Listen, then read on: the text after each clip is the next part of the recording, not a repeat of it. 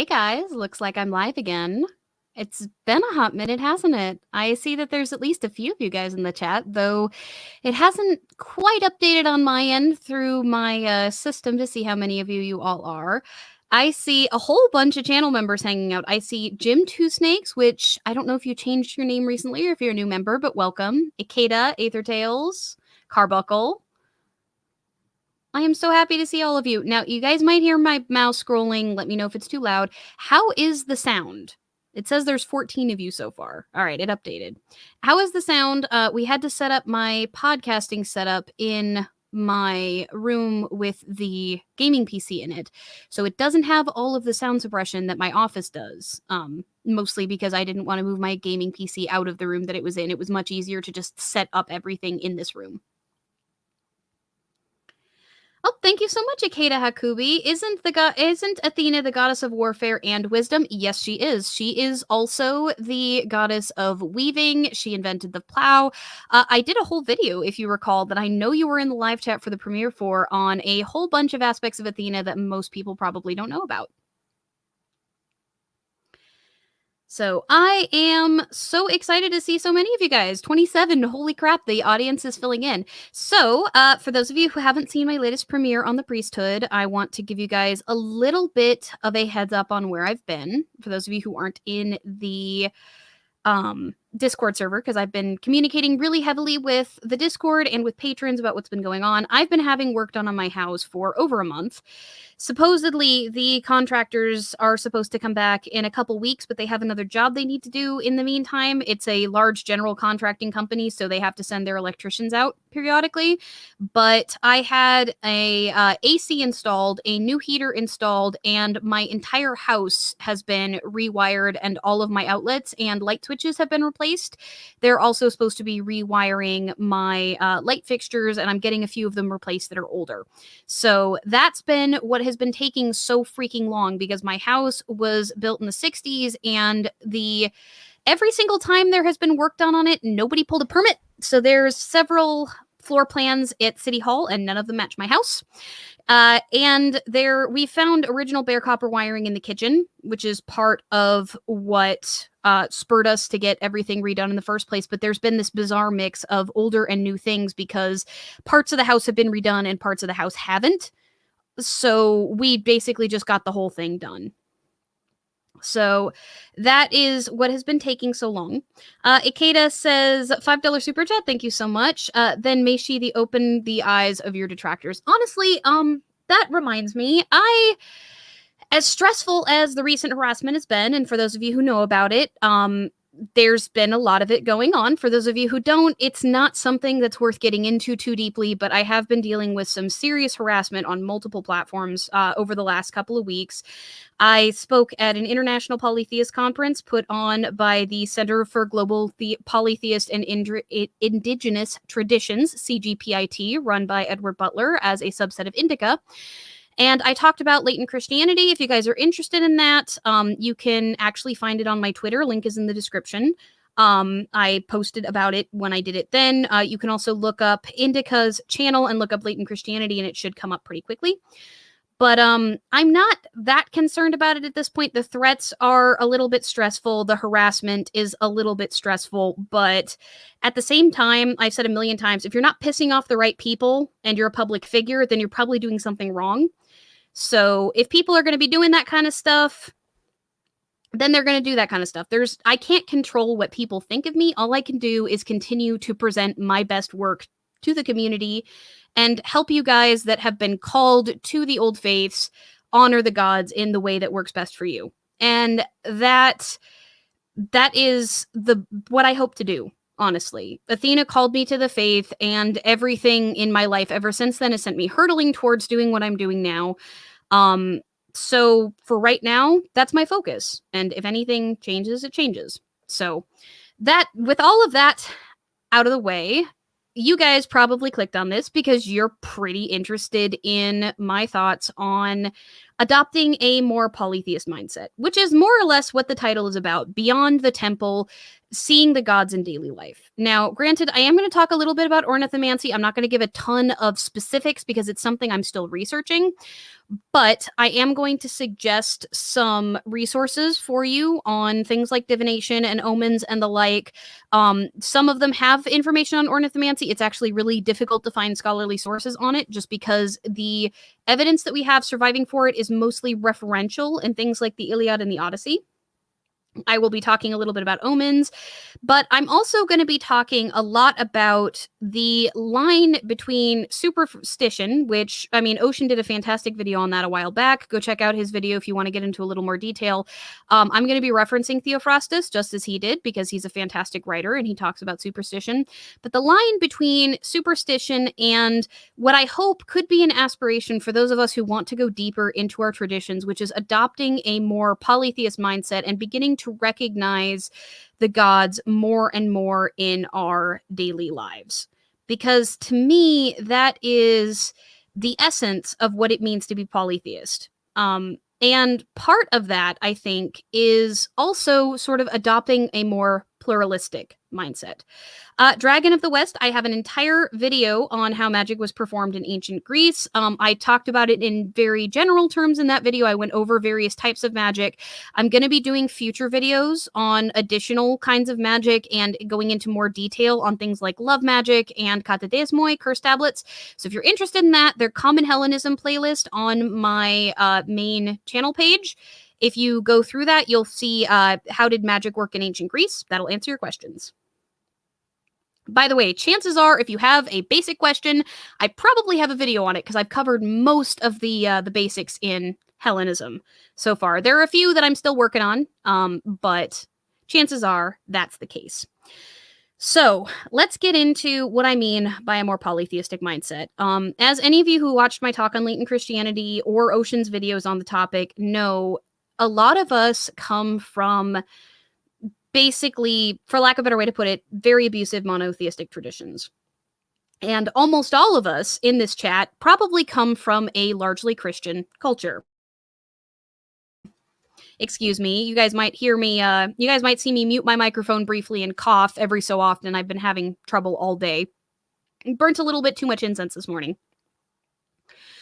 So when you're thinking about that, there are certain attitudes and beliefs that you end up adopting as a result of that. Partially because of the fact that it's something that's sort of foisted on you by those traditions. Think of anybody who's ever grown up. Can I get an H in the chat if you grew up in a particularly fire and brimstone branch of Christianity? Because a lot of people who end up as pagans or even atheists of any stripe have a tendency to come from those sorts of traditions. If you came from that sort of tradition, then often there is this stress of, you know, Jesus take the wheel or giving up your life to God. And that's not really what I'm talking about per se when I'm talking about adopting a more polytheistic mindset. What I'm talking about is finding the places in which you're either afraid to recognize the gods, because a lot of us that come from those traditions have this sort of almost existential fear of recognizing deity in all parts of our lives, because when you're a Christian, you know, if you do well, that's God's plan, and if you do badly, then God meant for you to learn something from it, right? Akeda, you are absolutely right. You don't get much more fire and brimstone than a Pentecostal. I am sorry. But when you're talking about the way that the ancients saw the gods and the way that hopefully modern polytheists can eventually begin to see them, what you're meaning is something as natural as, for example, when you're talking about Zeus, or Zeph, as some people call him in the, like, as it's, I believe, is the modern translation, or Zeus. If you're talking about him, he was so universally recognized in Greece that when it was raining, the ancient phrase for that was Zeus rains. Like R-A-I-N-S, like raining, like water from the sky. When you talk about fate, there was the adage, nothing happens without Zeus. So not necessarily that Zeus was this iron-fisted ruler from on high that was commanding you the way that the Christian God is conceptualized, but more so that he was recognized as being this force that underlies and moves through the entire universe. When somebody recognized, for example, an owl on his path traveling at night, they might proclaim, glory be to Athena, because there was always a potential that the direction in which, and this is ornithomancy, the direction in which that owl flew from or landed from or was looking could have significance. Now, granted, Theophrastus's superstitious man takes all of this to the extreme. Theophrastus describes in detail the actions from morning, wake to sleep of a very superstitious person who obsessively recognizes every single thing in his life as an omen. And that's not what I'm talking about either. I'm going to actually read that passage. It's pretty short. I'm going to read the whole thing. This is a translation that I'm going to post a link to in the chat here. It's actually a pretty dang good translation from Eudemonist.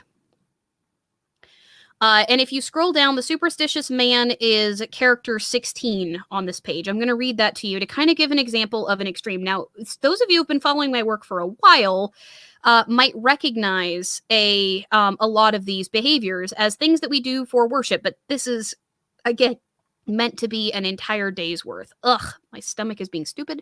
All right, here we go.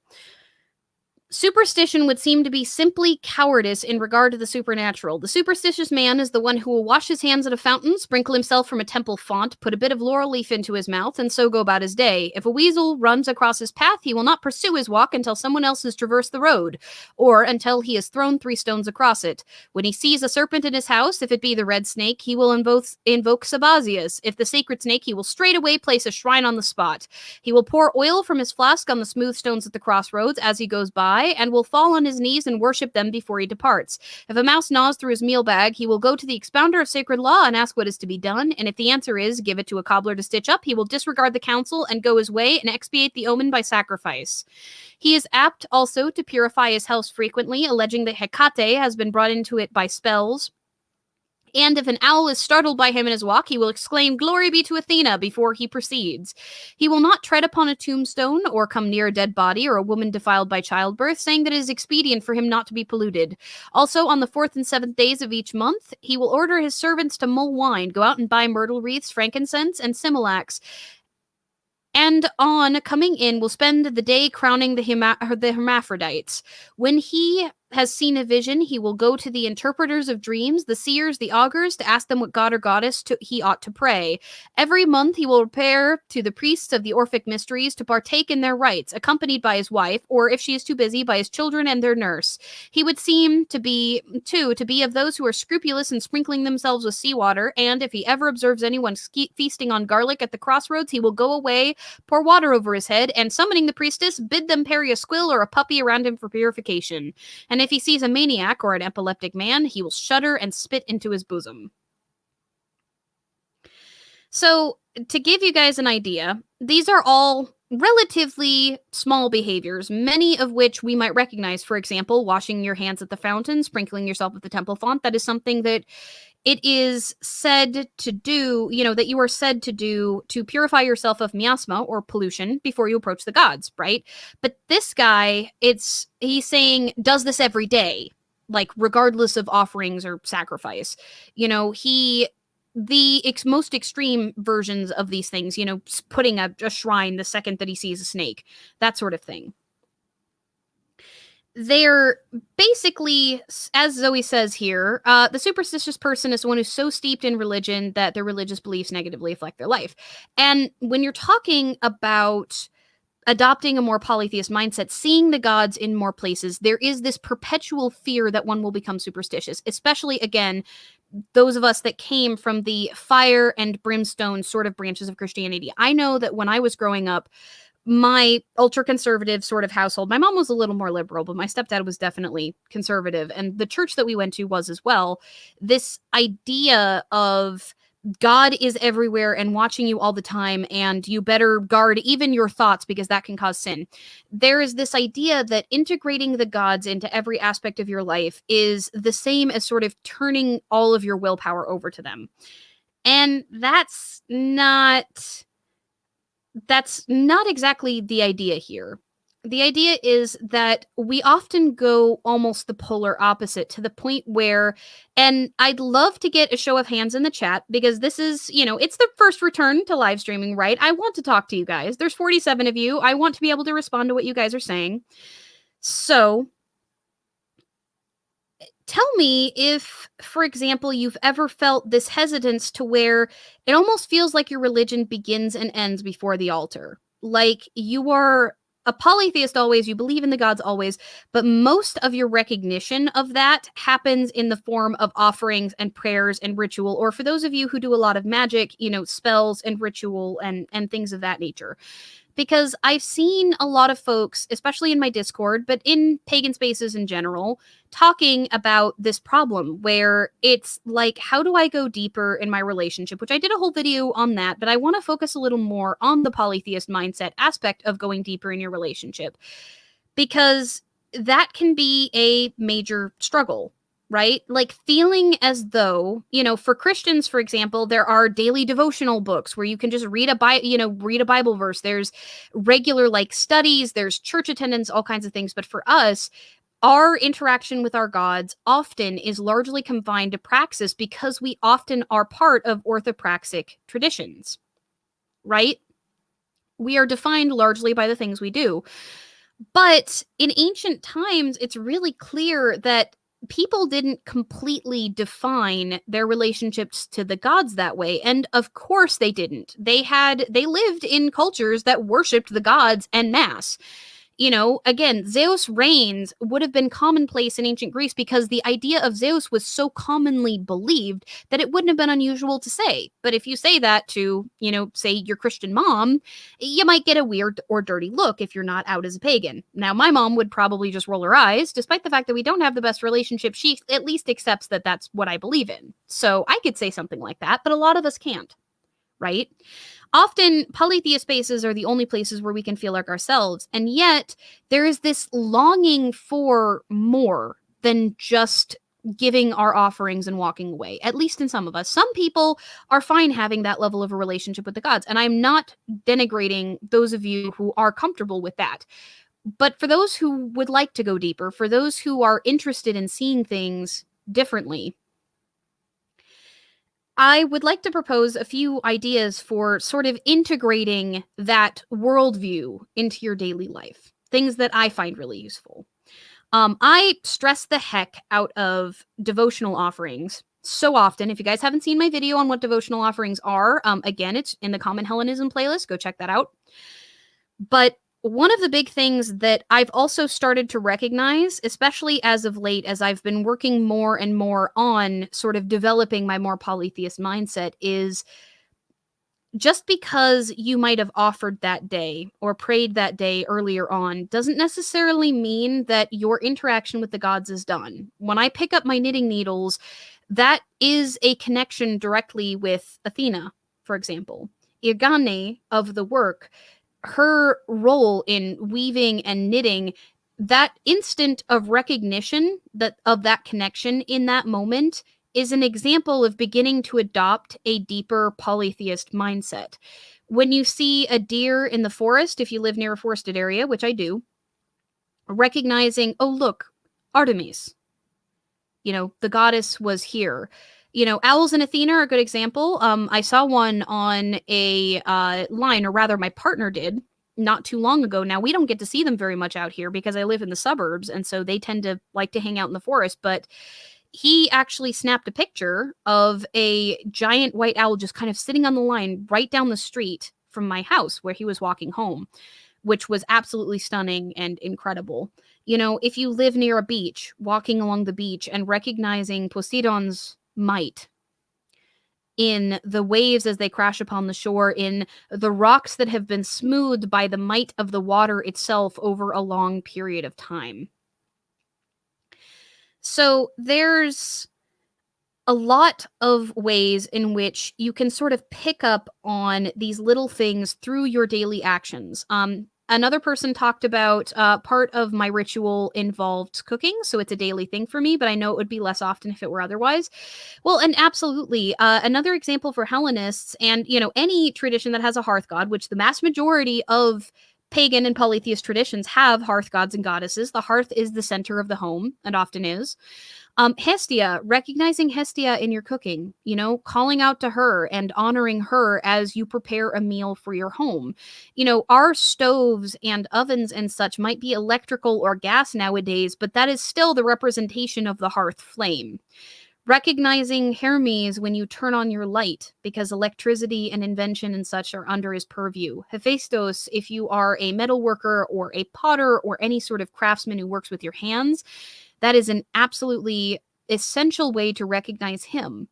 And if we have given offerings regularly, as I've mentioned in my video on prayer, it is always possible to call out to the gods and ask their assistance and then give offerings later when we are next at the temple to thank them for their intervention in our lives. Now, one of the ways in which people can get overly caught up in this is the assumption that bad things in their lives automatically mean that the gods are mad at us. I'm not saying that that's not possible, but I am saying that, again, when you get to superstition, this is one of the big things that people tend to get caught up in. So, oftentimes, if a bad thing happens and it's related to something you've prayed about, then it might be a sign that there's something going on in your relationship with that deity. But just because something bad happened doesn't mean that a god is responsible. And just because something good happened doesn't necessarily mean that a god is responsible. It's usually good to kind of check the signs, both of the likelihood of those things, whether or not you've had prayers around them. And as you start to recognize the gods more and more in your daily life, seeing whether that thought about deity happened when you were reflecting on the event later or whether it was something that was sort of inspired in the moment. Right? So that's one of the things that I think is really, really useful. We've got a super chat from J.E. Bagley. After watching Ocean's video on his Mjolnir, I bought a pendant that reminds me of Hecate, and it's helped me feel more connected to the gods. Absolutely. I actually wear a Labris, which is a double-headed axe. It was said to be Zeus's axe, from which he could strike thunder.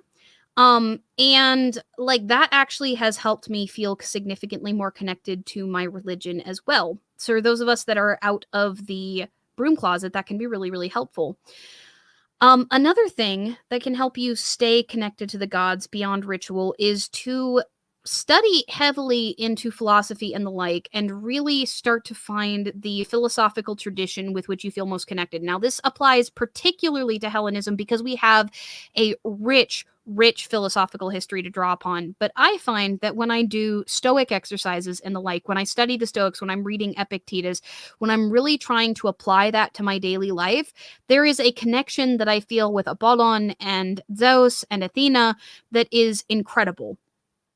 It helps to ground our daily actions in, although these philosophies can exist technically independently of the gods, they were generated in a culture from which the gods were honored, and pursuing virtue, which is said to be the thing which the gods love most, helps connect that religious thing to every aspect of your life, but it is a positive connection. I talked about this a little bit in the How to Go Deeper in Your Relationship with the Gods video and in one of my previous live streams. But what I find is, unlike sin, where you're constantly trying to avoid the bad thing that's going to get you punished forever, with the pursuit of virtue, you are focusing on perpetually doing better and better for yourself. Because as Aristotle and Nicomachean Ethics will, tell you, which if you guys are interested in me doing a series on Nicomachean Ethics, I actually was starting to work on a course for an organization on the topic because I'm really, really passionate about that particular work. I find it extremely helpful in my daily life. Let me know. I might be willing to do a stream series on it. Let me know in the comments, not just the live chat after the show. I'll remind you guys at the end when I do the shill portion of the show. But in Nicomachean Ethics, Aristotle talks about how virtue is the center between two vices, and he goes on to list a number of virtues. The Stoics talk about how all other virtues stem from justice, which is the way we treat each other and our relationship to the gods. I would argue that ultimately all virtue also comes out of charis, or reciprocity. The joy of a gift given and received. Because ultimately, if you study theogony, the all of order in the universe, and I'm not talking about mythic literalism here, I'm talking about the metaphorical meaning of this myth. All order in the universe stems out of reciprocity. It stems out of gift giving and receiving and the joy of it. It stems out of the desire of Zeus and the Olympians to preserve that order among humans. And when you're talking about the preservation of order, I'm not talking about order as in, like the cops tell you what to do, or preservation of specifically the law of your society. I'm talking about something bigger than that. I'm talking about the order that is established by the relationships that we have with one another, the core of culture, the core of love and human interactions. And when you're talking about that, virtue and the pursuit of it, the pursuit of honesty, the pursuit of discipline, the pursuit of justice, the pursuit of all of the various virtues which you would find between the two vices, which Aristotle also talks about as being very individual and situational, which is one of the reasons why, for example, it may be pertinent to lie in order to save somebody's life. He gives that example in one of the stories, if I recall correctly. Then at that point, all of the actions you take in your life, when you're holding yourself to that standard, when you're asking yourself, what is the virtuous act here? Not what is the act that's going to keep me from being punished, but what is the virtuous act here? Then you can feel grounded and connected in your relationship with the gods in every action that you take, whether you're in or out of the closet. Now, while I was in the middle of that, Staniel Das Boot gave a $5 super chat. Thank you so much. I'm not even pagan, and the fact that Dionysus' symbols contain bulls, my favorite animal, makes me feel really good for some reason.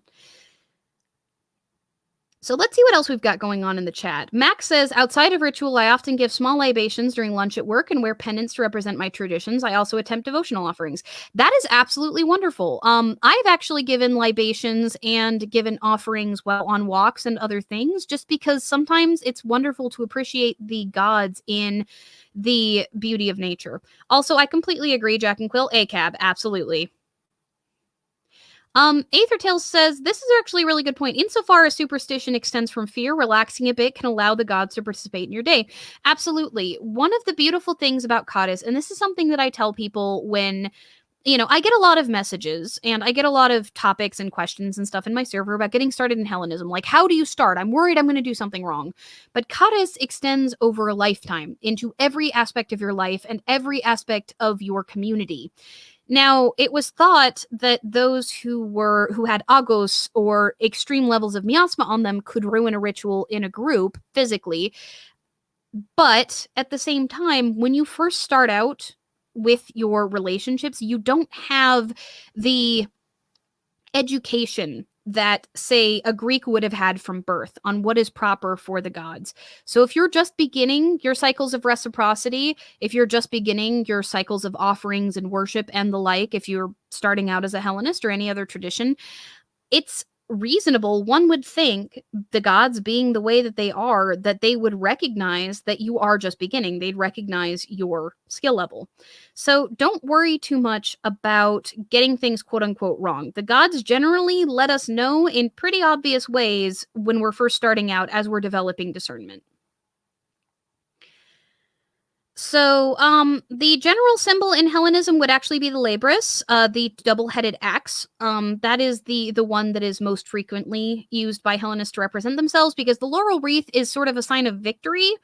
It was given out, specifically made out of the olive branches of the olive tree at the Agora in Athena's temple. Those olive wreaths were given out as prizes at the Olympic Games and the Panathinaik Games and other competitions and such. They were also, if I remember right, given out as presents from the Dionysia because they had such sacred significance. So let's see.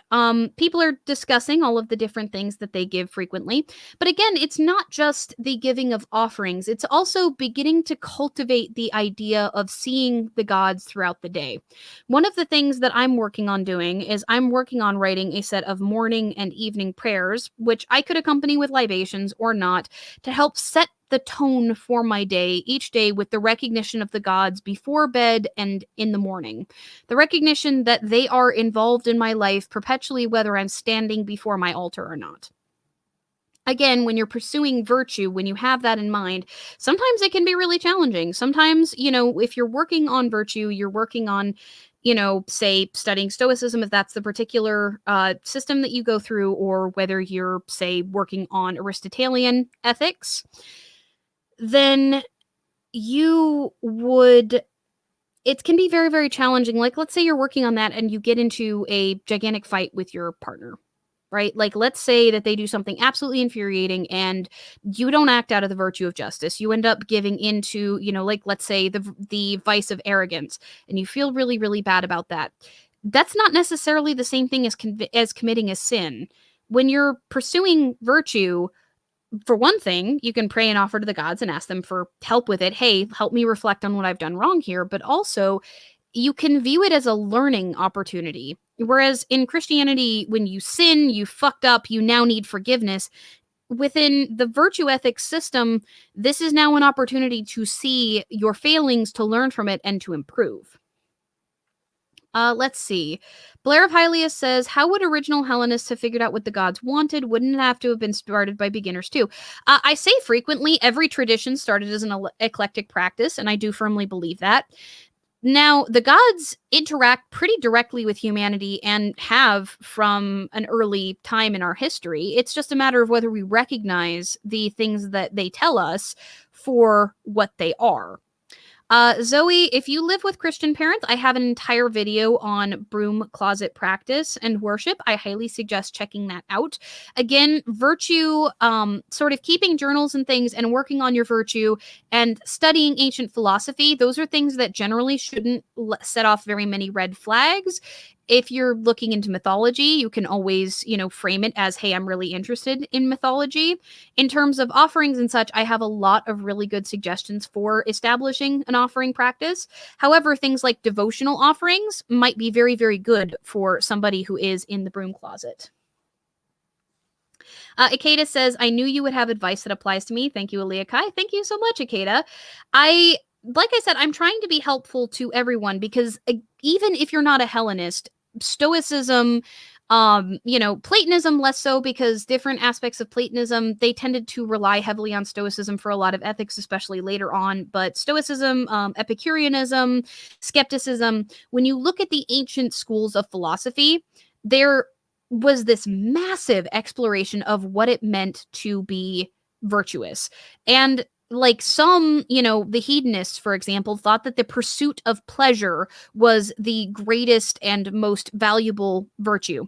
But the pursuit of pleasure at the expense of others was often reviled. Now, certain kinds of pleasures later on, as the idea got refined, were prioritized over other kinds of pleasure. Right? Like, there's that sort of avenue versus Aristotelian ethics, which is the idea that virtue sits in the center between two vices and varies based off of the individual person and the individual situation, and thereby what is virtuous cannot be judged by anybody other than that person and the gods. That's another aspect. Then the Stoic aspect, the idea of, curating yourself away from the passions and toward reason, moving yourself away from being seized by your emotions and toward logical, reasoned action that is in the essence of very specific principles, right? Like, that's another variation. And some people might resonate more with Stoicism as I do. Some people might resonate more with Epicureanism. That's part of the reason why exploring ancient philosophy is such a wonderful way to connect with the gods, because these ancient thinkers thought that they were doing the gods' work as well. They were attempting to figure out what works best. Right? Tara Lana, thank you so much for the $10 super chat. Honestly, I'm just so wary of being told how often awful I am. It is a major reason why I moved toward Christopaganism. You've been a big help in that journey. I don't feel so alone anymore. Well, I'm glad that you don't feel so alone anymore, Tara Lana. We are stronger together, and I still do firmly believe that, as I always have. That's not just a tagline for the channel. It is my entire ethos in community building and in my work. So let's talk a little more about some other ways to recognize the gods. Now, again, I'm going to stress the hell out of devotional offerings because they're one of my favorite ways to recognize the gods, especially because art, especially, and I'm hoping that I'll be able to get word back fairly soon on a date because the contractors aren't supposed to be back for a few weeks. If they show up randomly on a Monday, I'm going to probably throw something out a window, but I have a iconographer and artist friend who's going to be coming onto the channel sometime in the next few weeks to talk about artistic ecstasy and art as a conversation with the divine. Artistic expression of any kind, no matter the skill, was said to be a way to connect with the gods. Hephaestus, the Musai, it was said that no art was separate from the gods. Hesiod and Homer both opened their stories singing to the muses of the glories of the muses and asking for their assistance in crafting the stories, whether it's history or remembrance or tragedy or comedy. The muses are invoked constantly. But it's not just the muses. Hephaestus, Athena, Hermes, many gods were said to have a hand in the creation of art. Apollon was said to have a hand in the creation of all music. The Charites, or the Charities, as some people pronounce it, but the Charites, they were said to have a hand in all joy and merriment. A silent prayer of thanks, or an out loud one, if you are safe and in a position to do so, can be a wonderful way to recognize this conversation that is going on between you and the divine in joyful moments. But also, when you start to create artwork, whether it is playing a piece of music that has already been written, or whether it is sitting down to draw, or sitting down to paint, or knitting, or crochet, or metalworking, like name some of your guys' artistic hobbies, writing, sewing, all of these different things. When you are creating with your own hands, I firmly believe, and I'm going to say this from the bottom of my heart, as somebody who creates a bunch of different kinds of artwork, everything from my videos to knitting, to sewing, to crochet, to, pastels, to drawing. I don't tend to show off that part of my artwork very much, but I do it. As somebody who has always sort of created things, I can say genuinely that the vulnerability of art, that vulnerability it creates in us, that passion that it can inspire, the seeming ecstasy that can happen when you get so deeply involved in that project that you hit flow state and your brain just lights up with all those amazing endorphins. When you hit that moment, how can you deny that that is anything other than divine? Because it was said by the ancients that the gods had a hand in all beautiful things. And doesn't that take the pressure off of you also to be perfect, to know that you are engaging in that conversation with the divine as you create, regardless of your skill level? Right? And you don't even have to be doing art directly for the gods either. Creating art in general, if you recognize their hand in it, can become that conversation with the divine, even if it's not a devotional activity. It can turn into one, not because the art is dedicated to the gods, but because they have a hand in creating it with you. And recognizing that relationship, I can guarantee you, from a polytheist mindset, as you recognize it more and more, will help you deepen those relationships. It's beautiful. It's incredible. And for those of you that are in the broom closet, engaging in artistic expression can be a fantastic way to connect when you can't give other forms of offerings. When trying to pour a libation down the sink is not necessarily something that's viable. I firmly believe, and again, I'm going to be doing an entire interview on this with a good friend of mine who makes icons of the gods. He's an incredible artist, guys. Like, I cannot wait for this interview. We're going to be talking about how all art is a conversation with the divine.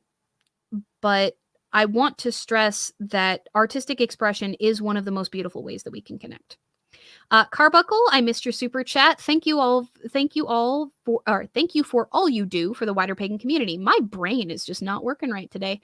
I guess I'm a little tired because I was up late. Thank you so much, Carbuckle. Carbuncle also says drawing, sewing, knitting, writing, jewelry making, crochet, mixed media. I haven't found an art that I don't like except pottery. That's a mood. I am just not a good potter either, Carbuncle. Princess Stability. This makes me want to practice my guitar again. I love that rush. Good. That's incredible. Call out to Apollon. He was, he is the ruler of the lyre, right? Like Hermes stole his flocks and made him friend by giving him the gift of the lyre. He plays the lyre. Stringed instruments are his thing, especially for music.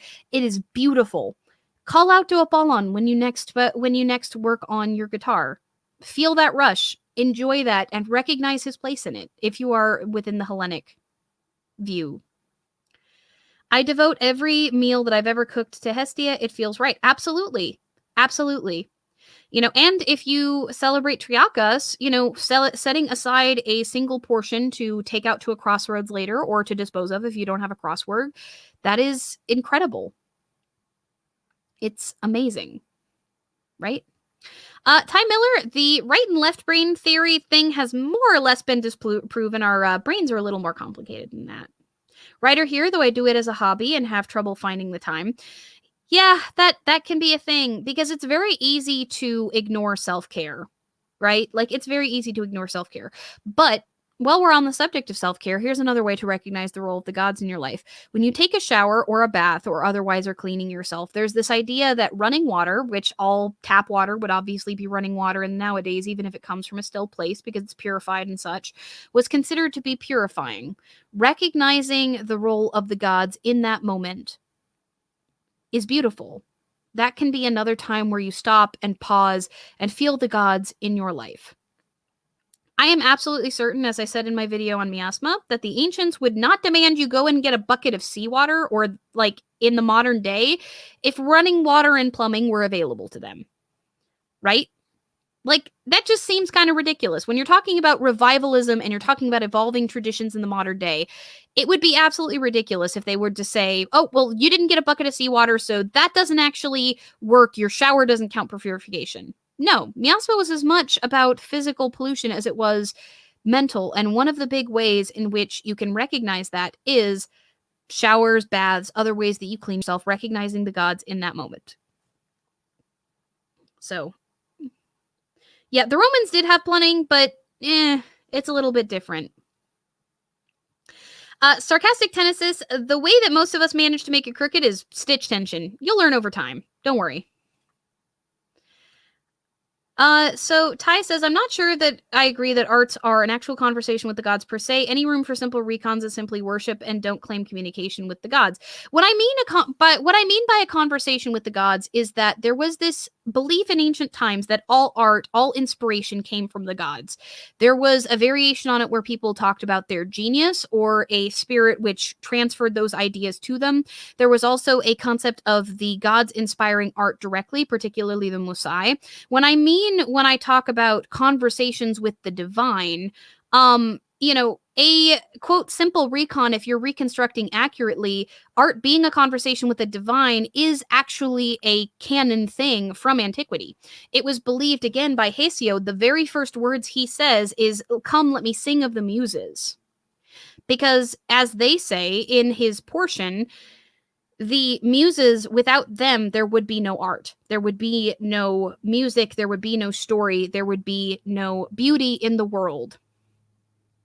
So if you don't want to claim that you have a conversation with the divine, like no communication with the gods whatsoever, I don't know what you would call an offering except for communication with the gods, you expressing a gift to them to express your needs. I don't know what you would call having a relationship with the gods except communication back through things like blessings and signs and the like. I believe that there is room for that sort of viewpoint within Hellenism. I just don't see how you would claim that there is no communication whatsoever if what you are aiming for is that sort of cadis, that reciprocity relationship. I don't know if that makes sense. Maybe my brain is scrambling things a little bit, but I hope that that makes a little bit of sense. Child of Nyx says, I have finally arrived, way later than I hoped, but life. Welcome, Child of Nyx, another amazing channel member, and also a moderator on my Discord server. We all love Child of Nyx. So let's see. I'm gonna check through the live chat really quick. Carbuncle says clay makes my hands dirty, so dry they crack and bleed. That's also a mood. I draw a line at paying blood for my art, sticking myself with needles accidentally notwithstanding. Yeah, I've stuck myself enough times with embroidery needles. A connection and converse instead of a conversation. I believe in reciprocity though. So when I'm talking about a conversation with the divine, what I mean is that if you believe that inspiration ultimately comes from the gods, then for everything that you have inspired, you are then communicating that either onto the page or into the piece, whether that's knitting or sewing, following the pattern. That then becomes a dialogue between you and what you bring to the art and the gods and what they inspired to the art, which then creates the art piece itself. That's what I mean by it's a conversation with the divine. It's not necessarily you talking to the gods per se, it is you having that conversation in the open through the expression of art itself, because ultimately every artist brings a piece of themselves to every art piece. Even if you are, say, knitting and following an exact pattern, your stitches are not going to be identical, even with the same yarn and needles, than your neighbor, because how you feel and what you think is going to change the expression as it comes forward. I guess, there was a theory in ancient times that the gods would pick certain artists for what they brought, specifically because they knew that that particular artist would bring that particular piece into the world the best that they could with exactly the things that the gods wanted of it. Now, that's not to say, again, that the human component of skill is not there. Obviously, as you're building skill, the projects that you're going to receive and the projects that you're going to attempt are going to reflect that skill as you build skill, etc. But when you're talking about art being a conversation with the divine, that's what I'm talking about. I hope, like, for any artists in the chat, let me know if you resonate with that sort of viewpoint at all. So, Sarcastic Tennis says, congratulations on getting better at embroidery. Embroidery takes so much freaking patience. I used to do a lot of cross stitch. So, let's talk a little bit more about other ways in which we can interact with the gods.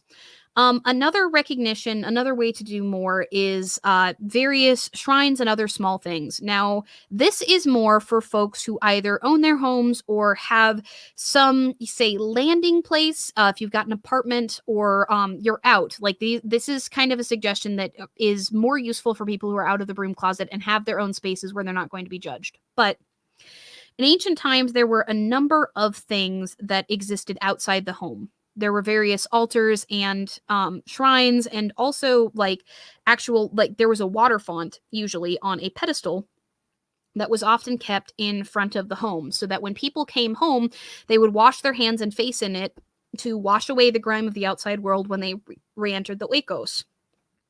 There are also things like, and I'm going to be talking about this soon, I've been doing a ton of research to find as much as we can possibly find as possible on the Zeus Ctesios stars, but on Numenia, there were jars that would be filled with water and fruits and honey and olive oil that were offered to Zeus Ctesios. They would be sealed and they would be dumped out on Triakas the day before Numenia and then refilled on Numenia.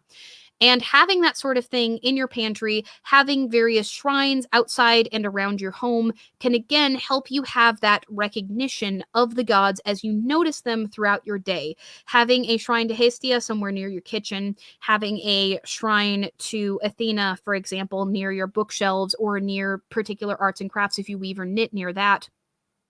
I have a shrines to Athena and to Hermes in my office to constantly help remind me of the role that the two of them play in my work. In fact, sometimes it will remind me to give additional offerings before I say do things like live streaming or recording or editing or even working on writing my scripts and the like.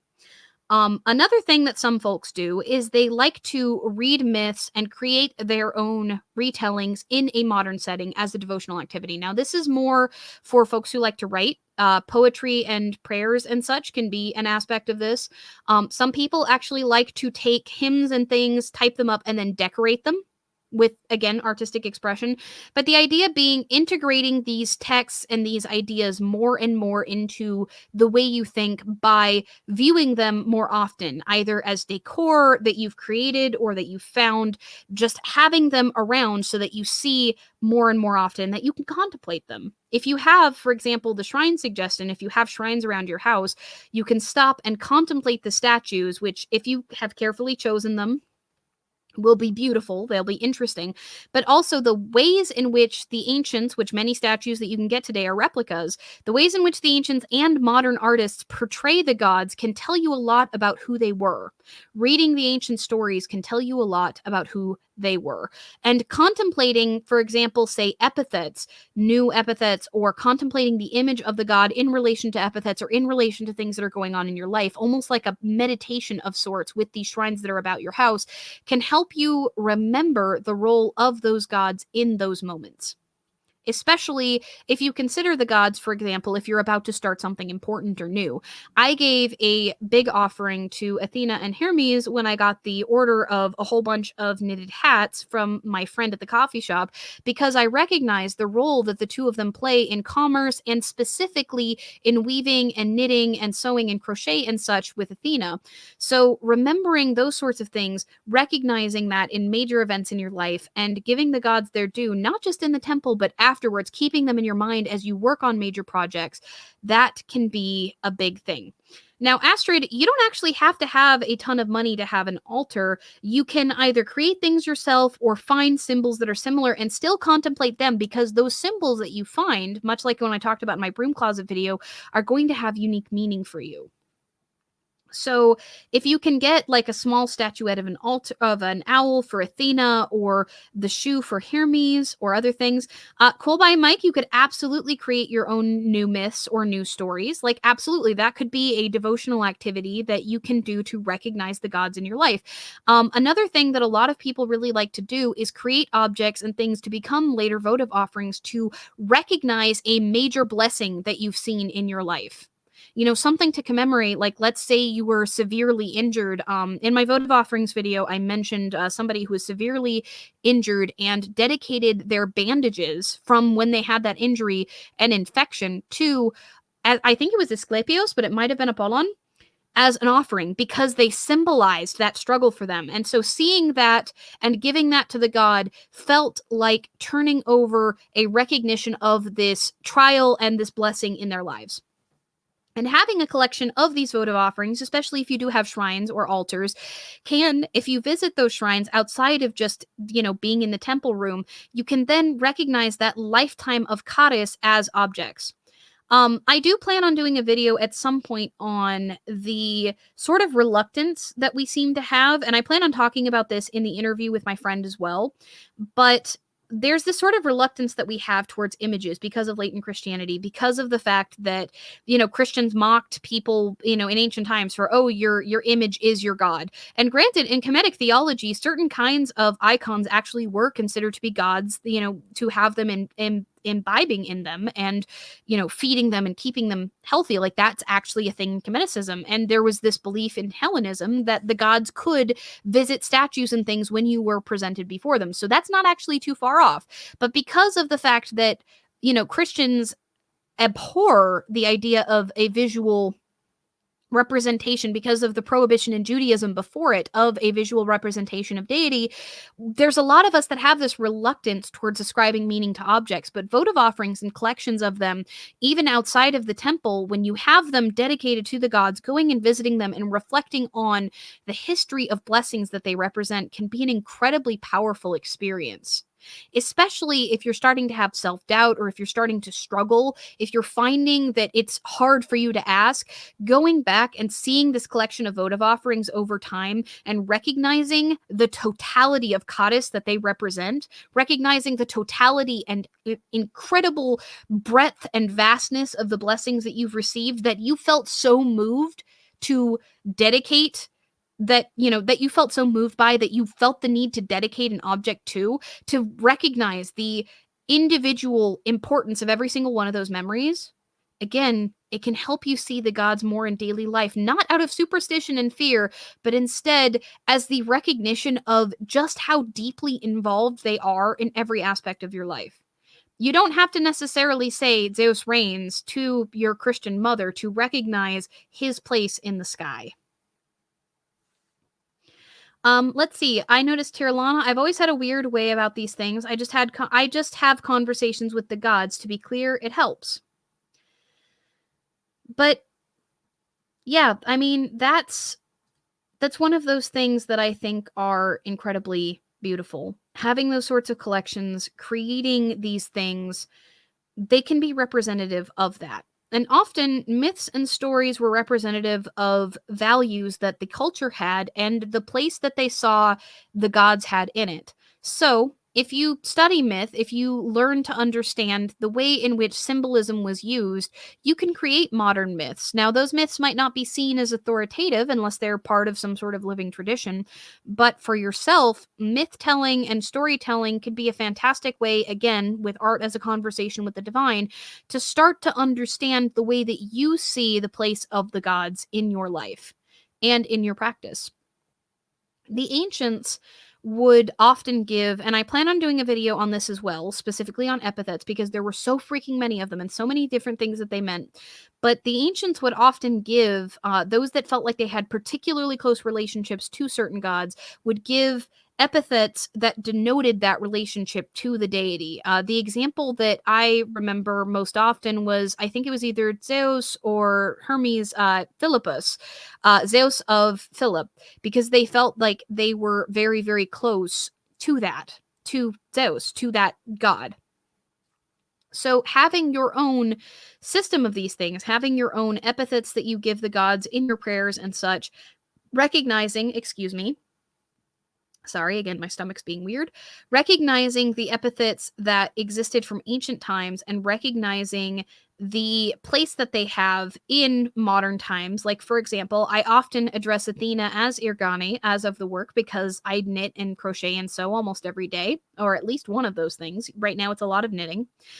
Um, but like recognizing those epithets and seeing them when you engage in those activities or interact with those items, learning different things about basic symbols, things like birds and snakes and the like that you might run into in your daily life. Apollon with corvids, for example, Athena with owls, Zeus with the eagle. When you recognize these sorts of things, you might start to pick up on smaller, subtle signs that the gods send you, small omens throughout your day. The most common of these are in the natural world, but sometimes they can happen right after prayers. If you make a habit of praying to the gods out loud if possible, but silently if not, throughout the day, having conversations with them, thanking them for things, having that sort of attitude of gratitude, as it were, and recognizing all of these small ways in which the gods have given you boon. You know, beautiful sunny day, thank Helios for it. When Zeus rains, recognize him and thank him for watering the earth. When the winds are blowing, determine the directions from which they call and thank that wind for being there. There are so many different ways that you can start to cultivate this pluralistic polytheistic mindset that I don't know if I could give them all at once in a single video, but I hope, and I'm checking the live chat to see if this is the case, I hope I've inspired you all to think a little more deeply about the way that you interact with your religion, the way that you interact with your tradition, the way that you view the world, and the way in which you allow yourself to view the world. Because a lot of people are unconfident. They're afraid of seeing signs and things and being wrong. And discernment is a skill that you can only develop if you let go of the fear long enough to give yourself the chance to see what is there in front of you. Does anyone think it's okay to create an epithet for a god? I read some books calling Hermes the god of diplomacy, but I never found an epithet for this. It is absolutely okay to create an epithet for the god. The gods generally will let you know whether or not they're okay with them being called that way. The ancients had so many different epithets for so many different deities. And again, I mentioned, that whole like Zeus Philippus thing. That was an epithet that was clearly created specifically by that person because of his relationship with Zeus. So again, let me know, guys, if I've inspired some new ideas, because that was kind of my object in this. My hope was to give you guys some suggestions for how to start to recognize your relationship with your tradition, with your faith in your daily life. Not because there's some, tyrant in the sky that is going to judge you and send you to some horrendous place if you don't, but more because of the expression of joy, not fear, not superstition, but joy and interaction and depth and complexity and beauty that can bring to your daily life. Let's see. Aether Tales says the Assyrians were worse. They treated captured images as servants to their own images of the gods. The retribution was ultimately total. Oof. Yeah, that's pretty messed up. Let's see. I think Zeus had an epithet for fly swatting. I have no idea, Adam Diner. It can be hard to practice our religions like this in the modern world. I find it helps to be in a place that I feel closer to the gods. Well, the thing is, for Hellenism was a largely urban faith in ancient times. Like, the majority of people who worshipped the Greek gods that we have records for lived in city-states, big festivals, and, they would have had the closest to an urban religion that one would see. Right? Like, you have Athena Polias, the savior, or Athena Sotera, the savior of the city, Athena Polias of, Athena of the city. You have many, many epithets regarding diplomacy, regarding city life. The gods are everywhere. And learning to recognize them, whether you're in your home or at your job or in your commute, hi Hermes, you're in your commute, you're traveling, right?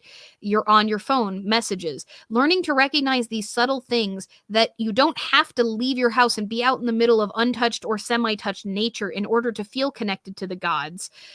That can be groundbreaking in terms of building your relationship with them, whether you're a Hellenist or a heathen or practicing any other pagan tradition. Joseph says, as a night shift working heathen, I tend to think about Mani a lot, especially if the moon is particularly bright that night. Thank you so much for your $5 super chat. But yeah, again, particularly bright, Selene in Hellenism, right? Or Artemis, depending on which particular, reconstructed era you're talking about. Carbuncle has a really good point here. Letting go of fear of the gods has been a hard road for me, but it's important to remember the gods loves us as much as we love them, or they wouldn't have called us to them. Absolutely. The gods want relationships with us. And recognizing that the gods are everywhere and that you don't have to go out into the middle of untouched wilderness, as wonderful as that might be, but you don't have to go out into the middle of untouched wilderness to interact with them. The gods, at least in Hellenism, had so many epithets related to city life that it is impossible to believe that they could only exist within untouched outward wilderness. Poseidon doesn't only exist in the sea, he exists in the waterways that exist beyond it. He is the earth shaker that exists in the earthquakes. So terrifying that Hades himself was absolutely, utterly horrified of his brother potentially casting open his domain, right? That's a thing that happened in mythology. That's a thing that he was afraid of. Poseidon also exists in horses. Right? He was the one who was said to have created them. Poseidon exists in so many different aspects. Not just those who are near the sea, not just in the wildness of the water, not just in the shells that you collect. And learning to recognize all of these different aspects of the gods and the ways in which they were interrelated. The fact that Hades, for example, had a epithet Pluton that was related to the growing of crops. Right? That's a thing. That's a connection. Athena invented the plow. That's a connection, right? Athena exists in diplomacy. She exists in words of wisdom. She exists in philosophy. She exists in weaving and sewing. When you put on your clothes for the day, having that recognition to thank Athena will bring you that much closer to her, even if you don't knit or crochet or sew or weave yourself.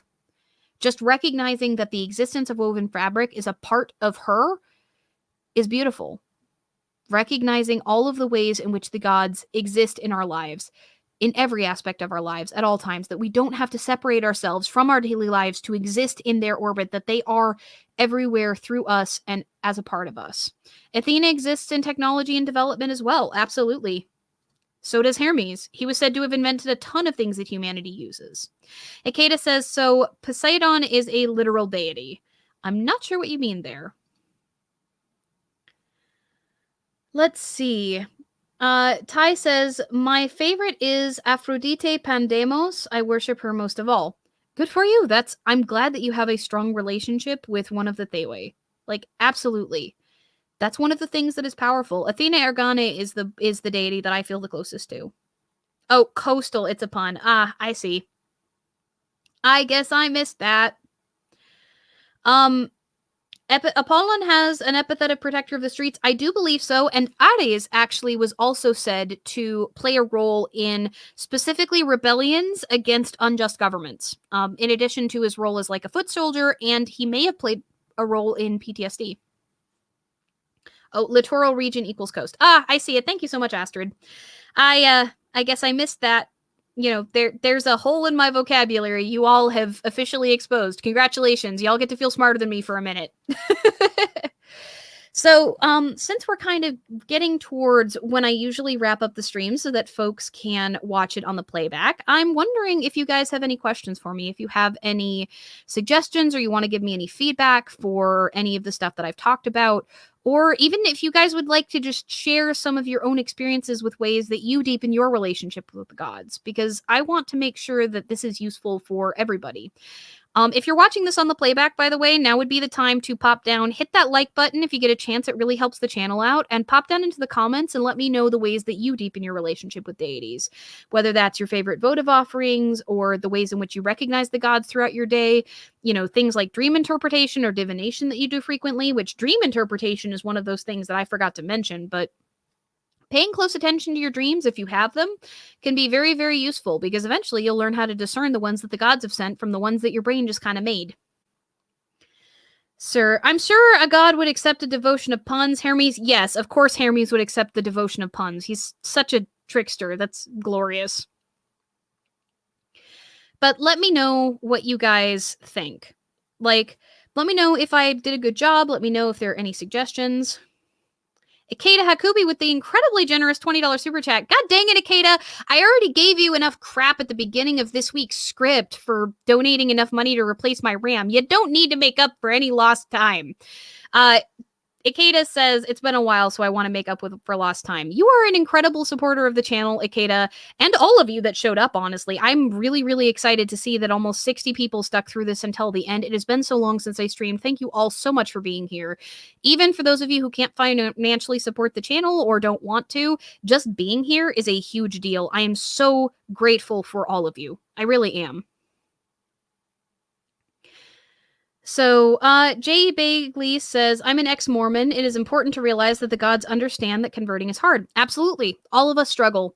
And for those of us who have, like mental illness, I talked extensively about neurodivergence and struggles with consistency.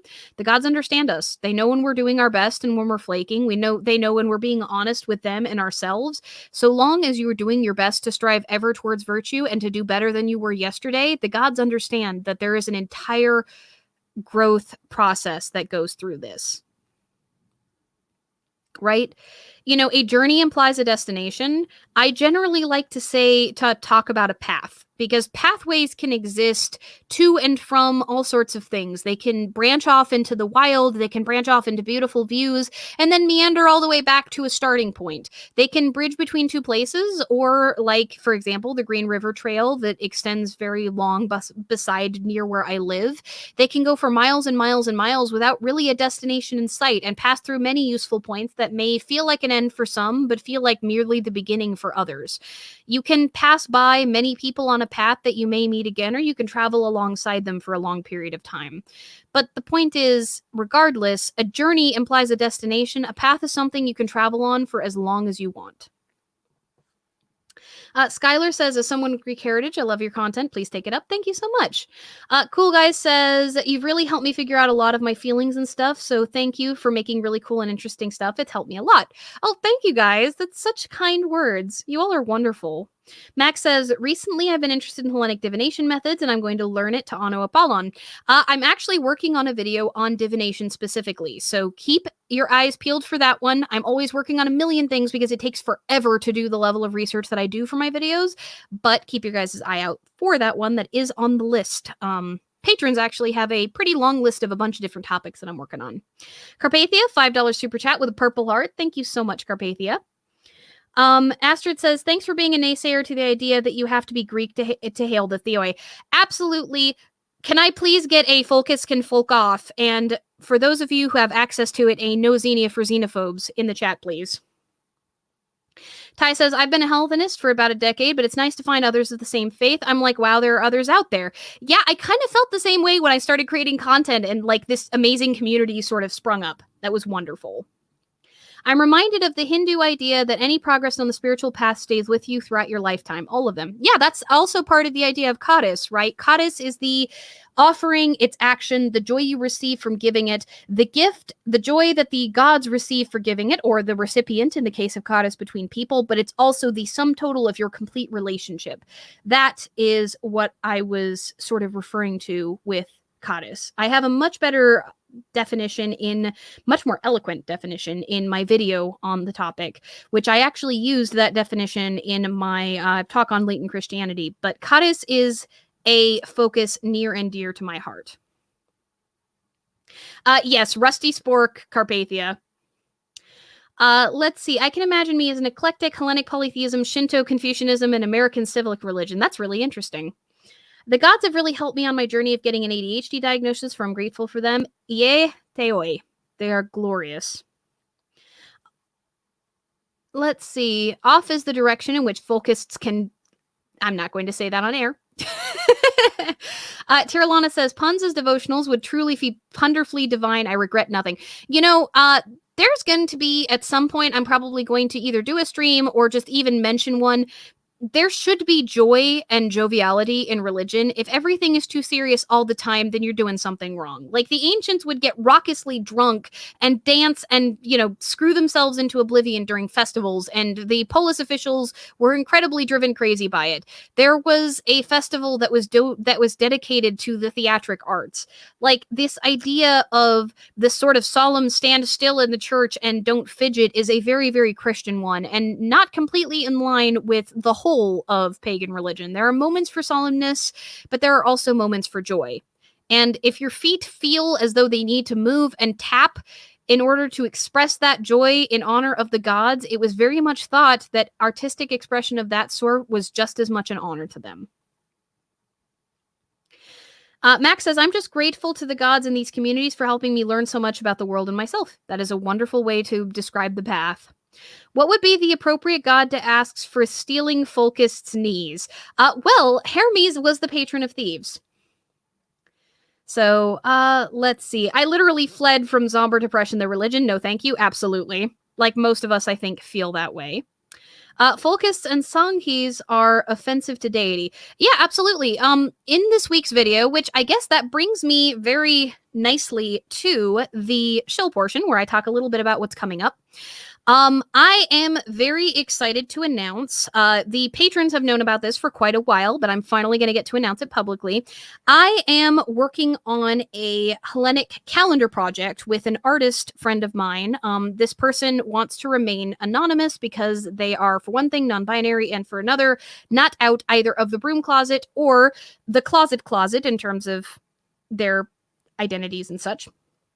They want to remain anonymous, but I have been working with an artist friend who has a close relationship with Artemis to create a Hellenic worship calendar. We have at least 1 month's art completely done. Sketches are done for, I believe, at least 10 out of the 12 months. And I've been steadily working on inputting all of the dates into the calendar template. But I'm going to be putting up a Kickstarter as soon as we have about half of the art done. I'm hoping to ship no later than the middle of January. But I am planning on creating a digital calendar, which will probably be around $30 to $35. The physical one will probably be $45 to $50, depending on what the final costs end up being for the art. But I am going to hopefully be putting up the Kickstarter for that fairly soon. I've been working on that for quite some time. It will have the dates. It will be organized as the Gregorian calendar from January to December, but it will have the dates for the Hellenic calendar, including dates for the festivals. And the art is done in a sort of mixed style of contemporary with ancient. It's meant to evoke the idea of carvings and paintings, but it's a lot more colorful. and it's significantly more, I guess, detailed than what you would have seen in some of those paintings in ancient times. All of the images for each of the 12 months are taken either directly from what we know about the festivals or from the mythology. None of them are just recreations of ancient depictions. These are all completely original works, and all of them have a blurb about the main festival or mythology around that festival for that particular main Hellenic month in that month. So I'm really excited to announce that that's going to be happening. And this is kind of similar to Elenian's one, yes, but it's going to be digital and print. It's going to be a hanging wall calendar. It'll be an 8.5 by 11, so like the full sheet of paper per page for that. And it will be, as I said, all of the dates will be on there as though they were holidays. So, you know, for example, the first Masuntos, second Masuntos, etc. You will see all of that on there throughout. And if we know the dates for the festivals, the Athenian calendar specifically, they will be on there. So we have been talking about creating a broom closet edition potentially for 2023 if it does well this year, if there's enough money that's left over for me to pay for a second round of art. And we've also been in talks with potentially doing a dyslexic edition for 2023, but unfortunately, we started this project sort of end of August, early September this year, so we haven't had quite as much time to get other editions done. We don't know how well it's going to do yet, so we're only doing the one edition this time around.